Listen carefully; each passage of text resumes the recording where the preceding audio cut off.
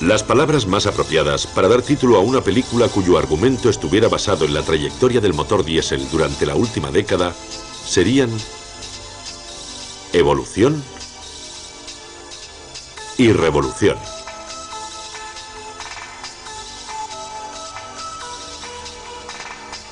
Los trabajos realizados tanto en el diseño de las cámaras de combustión como en los nuevos sistemas de inyección han permitido mejorar el rendimiento, consiguiendo al mismo tiempo una reducción en la emisión de gases contaminantes y un mayor control sobre estos.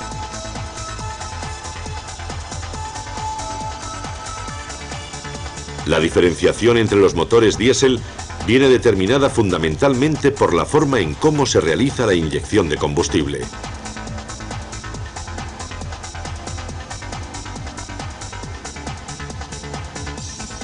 Cuando la inyección se realiza en una precámara, el sistema se denomina de inyección indirecta.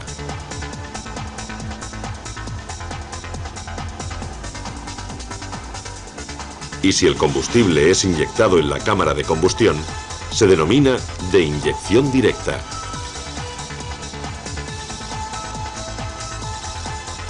Con la adopción de la inyección directa, se aceleró el avance tecnológico de los motores diésel.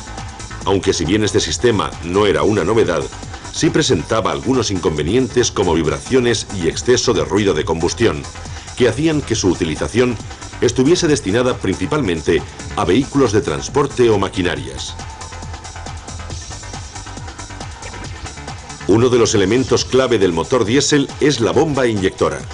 Este componente, aunque mantiene su principio básico de funcionamiento, ha sido sometido a constantes cambios con el fin de mejorar sus prestaciones.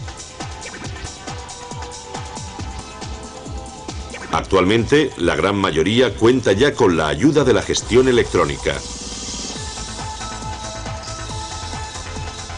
Sin embargo, no cabe la menor duda de que el principal avance y la auténtica revolución es el sistema de inyección llamado Common Rail o inyección de conducto único.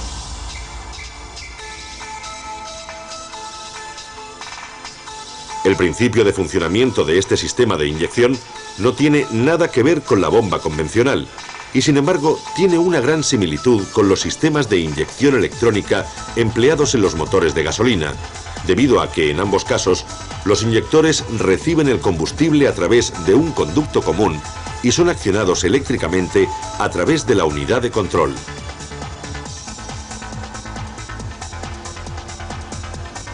Veamos cuál es el funcionamiento de este circuito.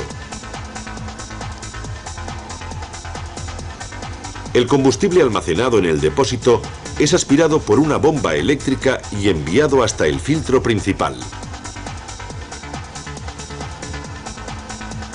Desde aquí, y una vez desprovisto de impurezas y de gotas de agua, es impulsado hacia la bomba de alta presión. Esta bomba, arrastrada por la correa de la distribución, presuriza el combustible a valores que oscilan entre 200 y 1400 bares. Y lo envía a la rampa o acumulador, llegando finalmente a los electroinyectores a través de los tubos de alta.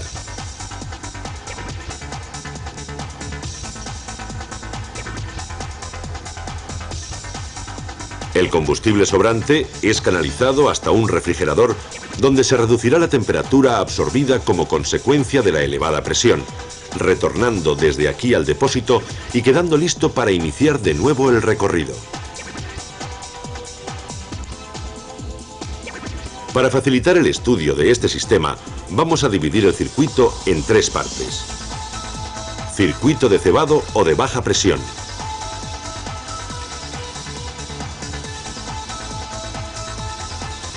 Circuito de alta presión.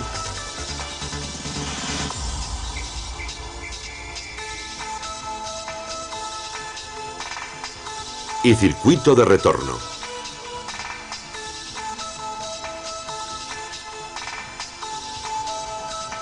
El circuito de cebado es el encargado de suministrar a la bomba de alta presión el combustible necesario con la presión adecuada.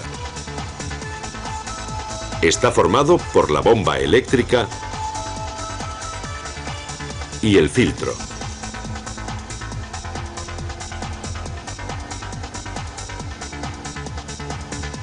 La bomba, alimentada con una tensión de 12 voltios a través del relé doble, no difiere de las utilizadas en los sistemas de inyección de gasolina.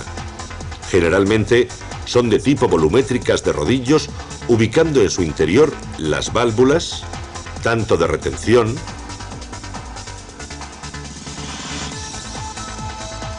como de seguridad.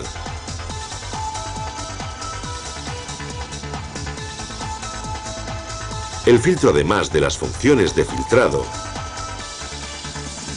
y decantado del agua, se encarga de la regulación de la presión de combustible en el circuito de baja, controlando al mismo tiempo y, en caso de ser necesario, el calentamiento de dicho combustible. La regulación de la presión se lleva a cabo a través de una válvula que abre el conducto de retorno al depósito cuando la presión de combustible supera el tarado del muelle de control, estableciéndose de esta forma la presión de baja.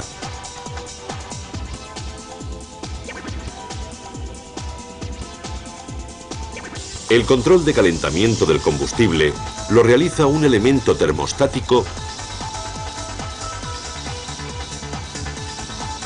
que abre o cierra el paso hacia un calentador.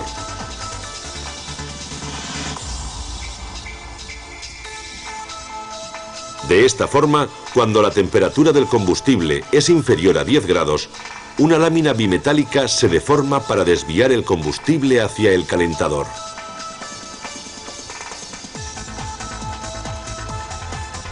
Regresando desde aquí nuevamente al filtro.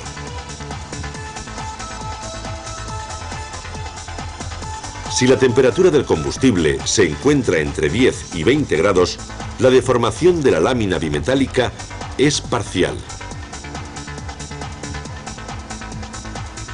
con lo que al calentador solo se desvía una parte del combustible. Finalmente, si la temperatura es superior a 20 grados, la lámina cierra el paso de combustible al calentador, circulando a través del elemento filtrante hasta llegar a la bomba.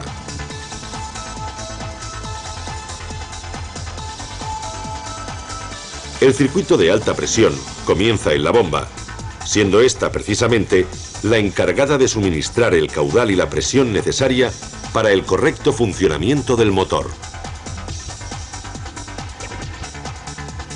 Una de las características de esta bomba, y a diferencia de las convencionales, es que no son distribuidoras y, aunque generalmente son arrastradas por la propia correa de distribución, no necesitan calado.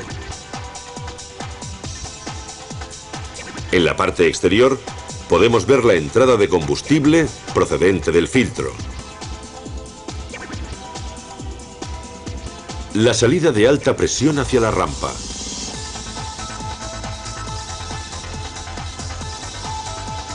el retorno,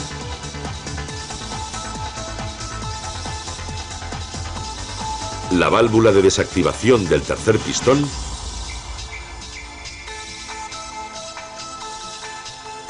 y el regulador de alta presión.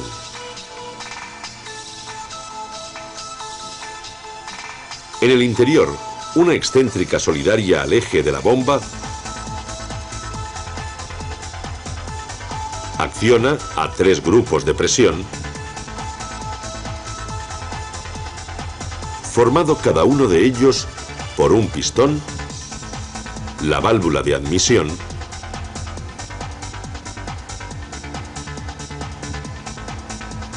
y la válvula de envío.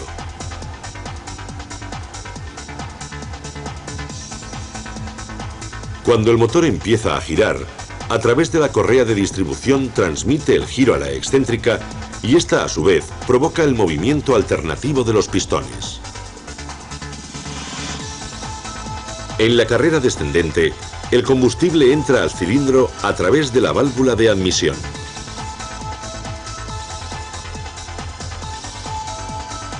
En la carrera ascendente, la válvula de admisión es forzada a cerrar el conducto de entrada